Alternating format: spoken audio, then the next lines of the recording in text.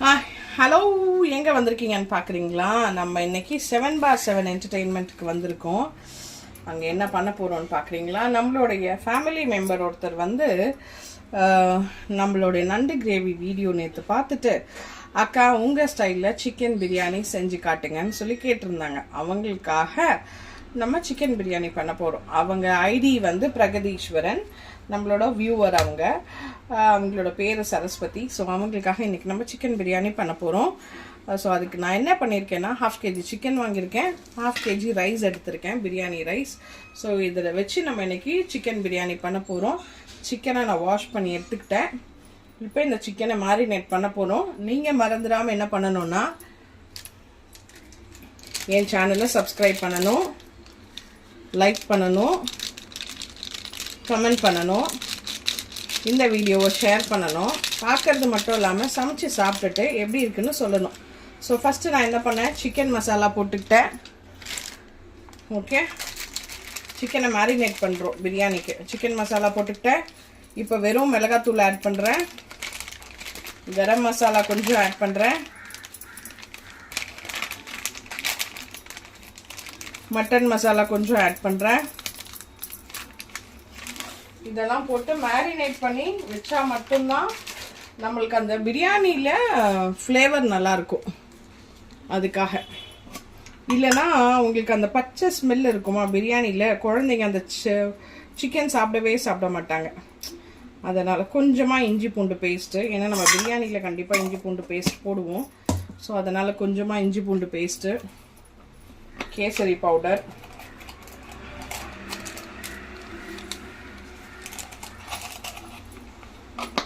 Salt. அப்படியே பார்த்துட்டே இருங்க என்னென்ன பண்ணுறேன்னு. பார்க்கறது மட்டும் இல்லாமல் மறக்காமல் ட்ரை பண்ணுங்கள். சால்ட்டு லைட்டாக ஆட் பண்ணிக்கோங்க, நிறைய போட்டுறாதீங்க. ஏன்னா நம்ம பிரியாணியில் உப்பு போடுவோம். அப்புறம் அங்கேயும் உப்பு இங்கேயும் உப்புன்னு சொல்லி நான் பிரியாணி பண்ணுறேன்னு சொல்லி உப்பு பிரியாணி பண்ணிடாதீங்க.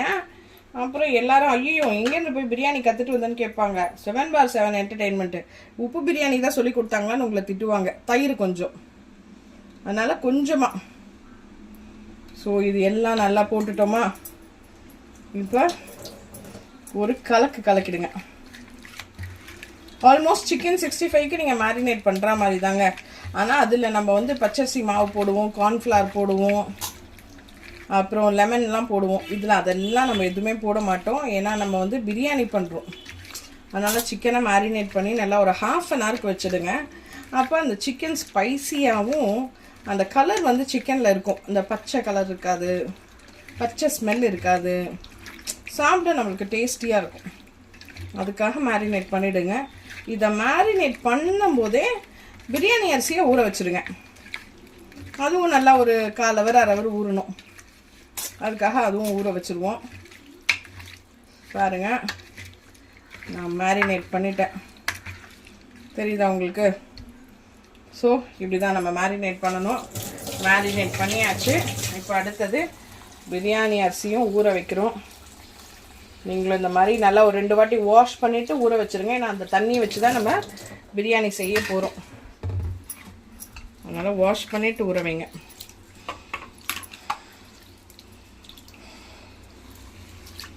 தண்ணியை வேஸ்ட் பண்ண வேண்டாம். ஏன் அந்த தண்ணியில் பிரியாணி செய்கிறோன்னா, அந்த தண்ணி அவ்வளோ ஹெல்த்தி, ப்ளஸ் அந்த தண்ணி டேஸ்ட்டாகவும் இருக்கும். நிறைய ஃபுட்டுங்க அரிசி கழுவின தண்ணியில் நிறைய சமையல் இருக்குது. நீங்கள் எந்த சமையலுமே அரிசி கழுவின தண்ணியில் செஞ்சிங்கன்னா அது அவ்வளோ ஹெல்த்தியும் கூட. இந்த சூப்பு ப்ளஸ் இந்த முருங்கைக்கீரை அதெல்லாம் நீங்கள் அரிசி கழுவின தண்ணியில் செய்யும்போது, ஆல்ரெடி முருங்கைக்கீரையே ஹெல்த்தி, இதில் செய்யும்போது அது உங்களுக்கு இன்னும் ஹெல்த்தியாக இருக்கும். காரக்குழம்பு செஞ்சு பாருங்கள், சாம்பார் செஞ்சு பாருங்கள், இதெல்லாம் நல்லாயிருக்கும். ஸோ இது ரெண்டுத்தையும் இப்போ நம்ம வச்சாச்சு. ஒரு 1/2 an hourக்கு இவங்க ஊற போகிறாங்க. அந்த டைமில் நம்ம வெங்காயம், புதினா, பச்சை மிளகா, தக்காளி இதெல்லாம் ரெடி பண்ணிடலாம். நான் அதெல்லாம் கட் பண்ணிவிட்டு உங்களுக்கு சொல்கிறேன். இப்போ 5 வெங்காயம் எடுத்திருக்கேன். இதை கட் பண்ணிவிட்டு உங்களுக்கு நான் காட்டுறேன். செய்ய ஸ்டார்ட் பண்ண போகிறேன் பிரியாணி. வாங்க, நம்ம டபரா சூடாயிடுச்சு. இப்போ ஒரு 7 கரண்டி 8 கரண்டி எண்ணெய் ஊற்றிப்போம். வெஜிடபிள்ஸ் எல்லாம் நான் கட் பண்ணி ரெடியாக வச்சுட்டேன். நீங்களும் அந்த மாதிரி எல்லாமே ரெடி பண்ணிவிட்டு ஸ்டவ் கிட்ட வாங்க, இல்லைன்னா கேஸ் வேஸ்ட்டாக போயிடும் கேஸ் விற்கிற விலைக்கு. ஸோ நம்ம கொஞ்சம் சிக்கனமாக இருந்தால் தாங்க எல்லாத்தையும் மிச்சம் பண்ண முடியும். அதனால் எல்லாத்தையும் ரெடியாக வச்சுக்கோங்க. ஒன்று ஒன்றா சூடு ஆகும்போது வதக்க வதக்க ஒன்று ஒன்றா போட்டுக்கிட்டு கடன்னு வேலையை முடிச்சுட்டு போயிட்டே இருந்துருவோம். ஸோ எண்ணெய் ஊற்றியாச்சு. எண்ணெய் சூடான உடனே நெக்ஸ்ட்டு என்ன போட போகிறோன்னு பார்க்கலாம் வாங்க. ஆனால் மறக்காமல் சிக்கன் பிரியாணி ட்ரை பண்ணிவிட்டு எப்படி இருக்குன்னு சொல்லுங்கள். என்ன போட போகிறோம் பார்த்தீங்களா? பிரியாணி இலை, ஸ்டாரு, சோம்பு, ஏலக்காய், பட்டை, அப்புறம் லவங்கம். ஸோ இதை நம்ம போட போகிறோம். எண்ணெய் சூடாயிடுச்சு. ஸோ இது எல்லாமே போட்டுட்டோம். பொரிய ஆரம்பிச்சிச்சு.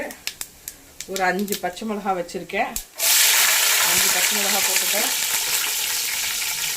வெங்காயம் கட் பண்ணி வச்சுருக்கேன். நெக்ஸ்ட் வெங்காயம்,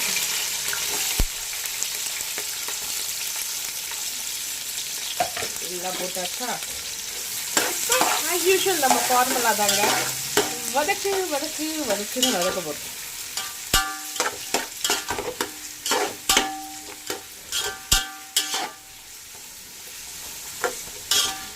ஸோ கொஞ்சம் நேரம் வதங்கிட்டோம். வெங்காயம் நல்லா வதங்கிடுச்சு. இப்போ நெக்ஸ்ட்டு இஞ்சி பூண்டு பேஸ்ட் ஆட் பண்ணுறோம்.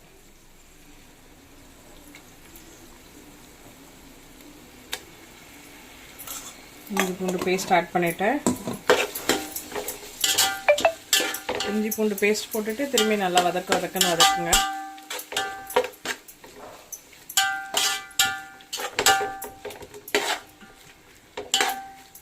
இப்போ புதினா ஆட் பண்ண போகிறோம்.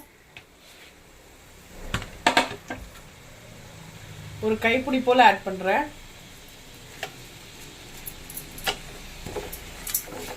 ஏன்னா அரிசியோட குவான்டிட்டி, சிக்கனோட குவான்டிட்டி எல்லாமே ரொம்ப கம்மி. நம்ம இப்போ 1/2 kg ரைஸ், 1/2 kg சிக்கன் தான் செய்கிறோம். ஸோ அதுக்கான குவான்டிட்டி தான் நான் இப்போ உங்களுக்கு சொல்கிறேன். நீங்கள் 1 kg பண்ணும்போது எல்லாமே டபுளாக பண்ணிக்கோங்க. எல்லாமே டபுள் ஆக்கிக்குங்க குவான்டிட்டி எல்லாமே. ஓகேவா? ஸோ நீங்கள் எவ்வளோ மெஷர்மெண்ட் பண்ணுறீங்களோ அவ்வளோ டபுள் ஆக்கிக்குங்க. இதை விட கம்மியாக பண்ணுறீங்கன்னா இதுலேருந்து கொஞ்சம் எல்லாமே மினிமைஸ் பண்ணிக்கோங்க. ஸோ இஞ்சி பூண்டு பேஸ்ட் போட்டாச்சு, புதினா போட்டாச்சு, எல்லாமே வதக்கியாச்சு. நெக்ஸ்ட்டு தக்காளி, நான் ஒரு 4 தக்காளி போல் எடுத்திருக்கேன். 4 தக்காளியும் கட் பண்ணிட்டோம், அதுவும் ஆட் பண்ணிடுறோம். தக்காளி போட்டாச்சு. இப்போ கல் உப்பு கொஞ்சம் போடுறேன். ஏன்னா உப்பு போட்டால் கொஞ்சம் சீக்கிரம் வதங்கிடும். உங்களுக்கு எவ்வளோ தேவையோ அவ்வளோ உப்பு போட்டுக்குங்க, நிறைய போடாதீங்க. கல் உப்பு,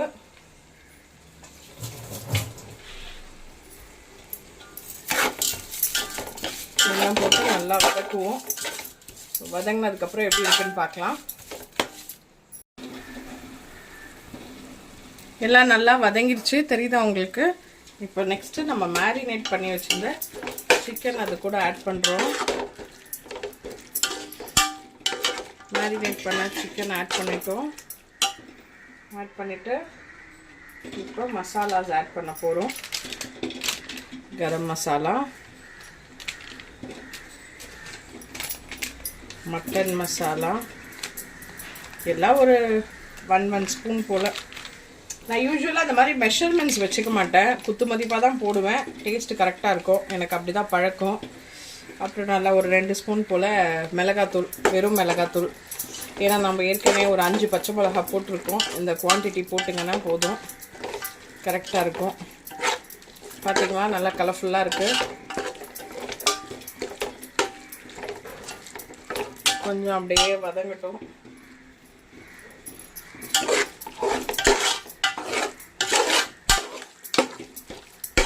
இப்படி நல்லா கலந்து விடுங்க. கம்ப்ளீட்டாக மேரினேட் ஆகணும் இந்த மசாலாலாம் இந்த சிக்கன் கூட. மேரினேட் ஆனோடனே ஒரு 2 minutes சிம்மில் வச்சு தட்டு போட்டு மூடிடுங்க. இந்த மாதிரி எண்ணெய் பிரிஞ்சு வரணும். இந்த 2 minutesல இந்த மாதிரி எண்ணெய் பிரிஞ்சு வந்துடும். ஸோ இந்த மாதிரி வந்துருச்சா,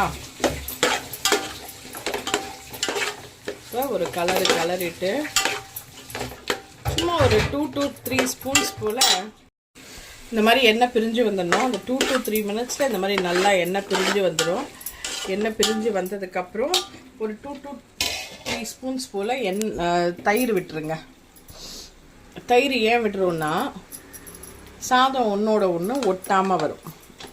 அப்புறம் கொஞ்சம் புளிப்பு ஃப்ளேவரும் ஏறின மாதிரி இருக்கும். அதுக்காக தான் தயிர். ஸோ கொஞ்சம் தயிர் போட்டாச்சு.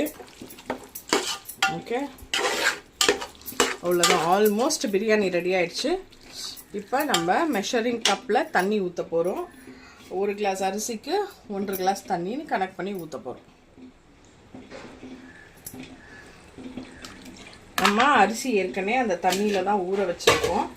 அந்த தண்ணியை வேஸ்ட் பண்ணாமல் அந்த தண்ணியோடு ஆட் பண்ணு. ஸோ இந்த தண்ணி வேஸ்ட் பண்ணாமல் ஊற்றுறோம். ஓகேவா? இந்த மாதிரி நீங்கள் தண்ணி ஊற்றிடுங்க.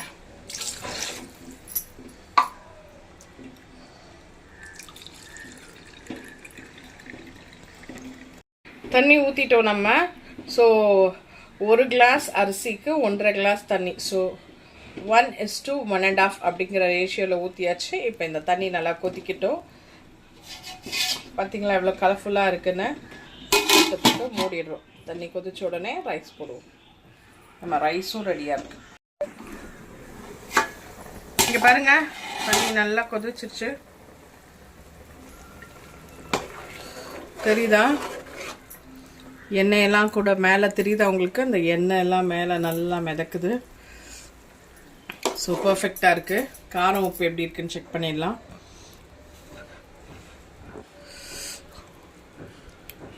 Okay, super. காரம் உப்பு எல்லாமே கரெக்டாக இருக்குது. இப்போ நம்ம ரைஸை போட்டுருவோம்.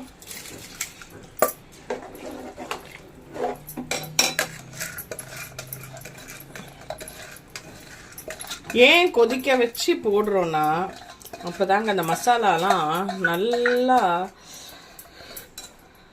கொதிச்சு அது எல்லாமே அந்த மசாலாலாம் கரெக்டாக மேரினேட் ஆகிருக்கும். அப்படி நம்ம கொதிக்காமல் போட்டுட்டோம்னா எதுவுமே எது கூடயும் மேரினேட் ஆகிருக்காது. அந்த பச்சை ஸ்மெல் இருக்கும். இப்போ அந்த பச்சை ஸ்மெல் இருக்காது பிரியாணியில்.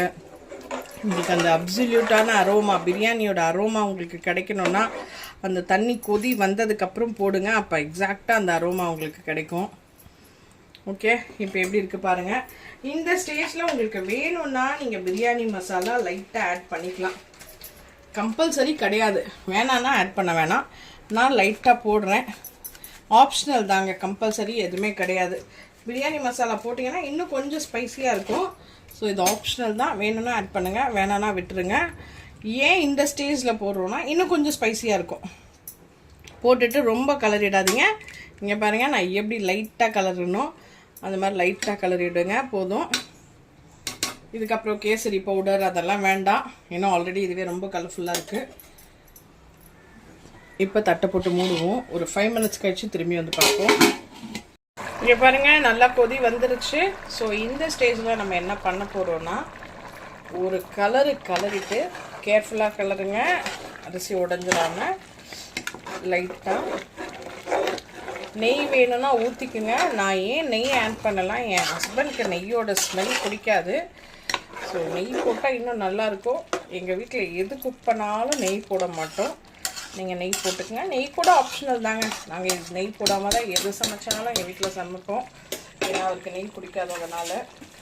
ஸோ இந்த ஸ்டேஜில் கொஞ்சம் புதினா தழை, கொத்தமல்லி இருந்தால் கொத்தமல்லி தழை அதெல்லாம் கொஞ்சம் போட்டுட்டு தட்டு போட்டு ஒரு 10 மினிட்ஸ் தம் போட்டு வச்சுடுங்க. உங்கள்கிட்ட தண்ணி இருந்தால் அது ஒரு குண்டானில் தண்ணியை பிடிச்சி வச்சு தண்ணி அது மேலே போட்டு தம் போடலாம். நிறைய டைப்ஸ் ஆஃப் தம் இருக்குங்க. எந்த மாதிரி உங்களுக்கு வேணுமோ அந்த மாதிரி தம் போட்டுக்கலாம். நான் இப்போ கொத்தமல்லி தழை போட்டுட்டேன்.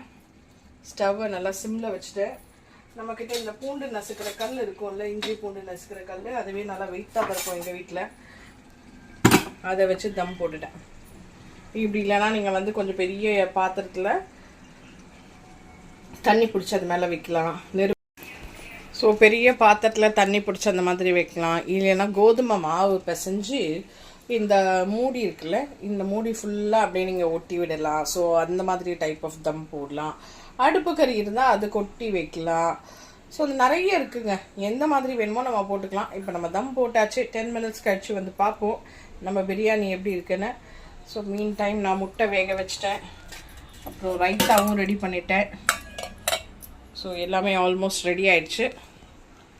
வந்து பார்ப்போம். சிக்கன் 65க்கு கொஞ்சம் சிக்கன் மேரினேட் பண்ணி வச்சுருக்கேன். அப்புறம் ஃபிஷ் ஃப்ரைக்கு மசாலா போட்டு வச்சுருக்கேன். ஒரே கையில் வீடியோ எடுத்துகிட்டே எல்லா வேலையும் செஞ்சேன். கொஞ்சம் காம்ப்ளிகேட்டடாக தான் இருக்கும், கொஞ்சம் அட்ஜஸ்ட் பண்ணிக்கோங்க. ஓப்பன் பண்ணிட்டேங்க. ஸோ சங்கரா மீன் வாங்கியிருக்கோம், அதை மேரினேட் பண்ணி வச்சுருக்கேன் ஃபிஷ் ஃப்ரைக்கு. ஸோ இதெல்லாம் இப்போ நம்ம நெக்ஸ்ட் ப்ரொசீஜர். ஓகே வாங்க 10 மினிட்ஸ் கழிச்சு ஓப்பன் பண்ணி பார்ப்போம். ஓகே 10 மினிட்ஸ் ஆயிடுச்சு. இப்போ நம்ம டம் ஓப்பன் பண்ணுவோம். நம்ம தம் பிரியாணி எப்படி இருக்குன்னு செக் பண்ணுவோம். பார்த்தீங்களா நம்ம பிரியாணி எப்படி இருக்குன்னு? நம்ம புதினாவோட கலர்லாம் மாறி இருக்கு, செம்மையாக வந்திருக்கு, எக்ஸலண்ட்டாக வந்திருக்குல்ல. அரிசி ஒட்டலை, உதிரி உதிரியாக இருக்குது. Okay super. கறி கூட எப்படி இருக்குது பார்த்தீங்களா? அந்த கறி கடையில் வாங்கினா நம்மளுக்கு கலர் கொஞ்சம் ஒயிட்டாக இருக்கும்ல, இங்கே நம்மக்கிட்ட கலர் எப்படி இருக்குது பார்த்தீங்களா? ஏன்னா நம்ம அதை மேரினேட் பண்ணியிருக்கோம்ல, அதனால தான் உங்களுக்கு நான் சொன்னேன் மேரினேட் பண்ணுங்க அப்படின்னு. இங்கே பாருங்கள், நல்லா தனித்தனியாக வருதா, கட்டி கட்டியாக வரலையா? Okay so biryani over. மறக்காமல் ட்ரை பண்ணுங்கள். இப்போ நெக்ஸ்ட் என்ன வச்சுருக்கேன்னா சிக்கன் 65க்கும் ஃபிஷ் ஃப்ரைக்கும் வச்சுருக்கேன். நம்ம பிரியாணி ட்ரை பண்ணிட்டு எப்படி இருக்குன்னு சொல்லுங்கள். சாப்பிடும் போது நான் உங்களுக்கு வீடியோ எடுத்து போட்டு காட்டுறேன். ஸோ நம்ம சிக்கன் பிரியாணி இங்கே பாருங்கள், சிக்கன் பிரியாணி 65 எக் ரைத்தா. நான் ஃபிஷ் ஃப்ரை வச்சுக்கல. ஸோ சாப்பிட போகிறேன். இப்போ சாப்பிட்டுட்டு டேஸ்ட் எப்படி இருக்குன்னு சொல்கிறேன். சூடாக இருக்குது ரொம்ப.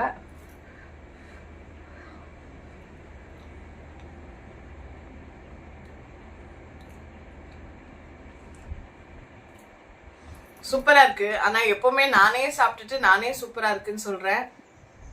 இந்த வாட்டி நீங்கள் சமைச்சு சாப்பிட்டுட்டு எப்படி இருக்குன்னு சொல்லுங்கள். ஸோ எக்ஸலண்ட்டாக இருக்குது. காரம் உப்பு எல்லாமே டேஸ்ட்டு சூப்பராக இருக்குது. மறக்காமல் ட்ரை பண்ணிட்டு எப்படி இருக்குன்னு சொல்லுங்கள்.